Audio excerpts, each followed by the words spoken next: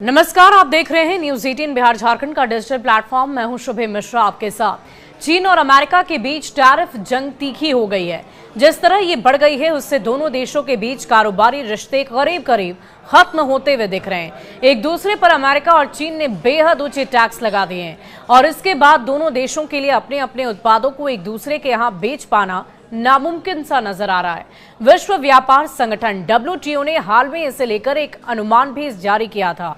उसने चेतावनी दी कि अमेरिका और चीन के बीच व्यापार तनाव के कारण दोनों देशों के बीच वस्तुओं का व्यापार 80% तक कम होने की आशंका है। दुनिया की दो सबसे बड़ी अर्थव्यवस्थाओं के बीच ये टकराव वैश्विक है, अर्थव्यवस्थाओं के लिए गंभीर खतरा पैदा कर सकता है। इससे ग्लोबल GDP में लगभग 7% तक की कमी आ सकती है। WTO का ये शुरुआती अनुमान ऐसे समय में आया जब अमेरिकी राष्ट्रपति डोनाल्ड ट्रंप ने चीन से आयात पर शुल्क बढ़ा दिए थे। इसके जवाब में चीन ने भी अमेरिका से आयातित वस्तुओं पर टैरिफ बढ़ा दिए।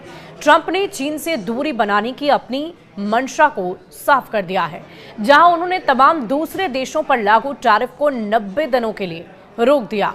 वहीं चीन को इस मुरव्वत से बाहर रखा गया है।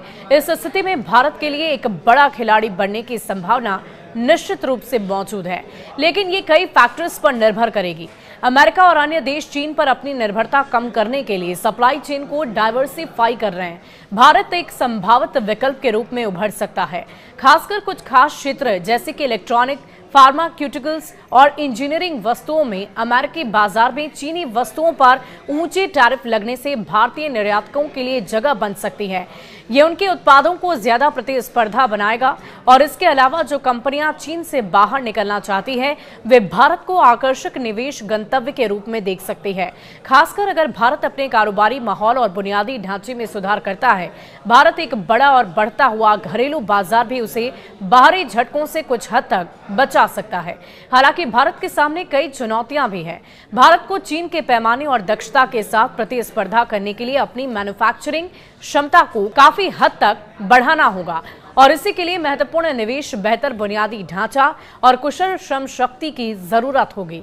भारत को अमेरिका और अन्य प्रमुख अर्थव्यवस्थाओं के साथ अनुकूल व्यापार समझौतों पर बातचीत करने की जरूरत होगी ताकि वो नए अवसरों का पूरी तरह से लाभ उठा सके। वियतनाम, मलेशिया, थाईलैंड और मेक्सिको जैसे अन्य देश भी सप्लाई चेन में डाइवर्सिफिकेशन के लाभ उठाने के लिए प्रतिस्पर्धा कर रहे हैं। भारत को इन देशों की तुलना में अधिक आकर्षक बनाना होगा।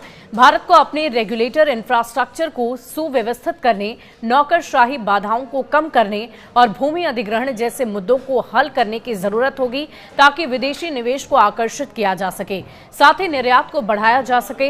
ये कहना मुश्किल है कि भारत के अलावा और कौन सबसे ज्यादा इसका लाभ उठाएगा। वियतनाम और मैक्सिको पहले से ही कुछ कंपनियों के लिए आकर्षक विकल्प के रूप में उभरे हैं। यूरोपीय संघ और जापान जैसी अन्य विकसित अर्थव्यवस्थाएं भी कुछ क्षेत्रों में लाभ उठा सकती है। ये इस बात पर निर्भर करेगा कि तमाम देश कितनी तेजी से बदलते वैश्विक व्यापार परिदृश्य के अनुकूल होते हैं और अपनी नीतियों में सुधार करते हैं। शुक्रिया।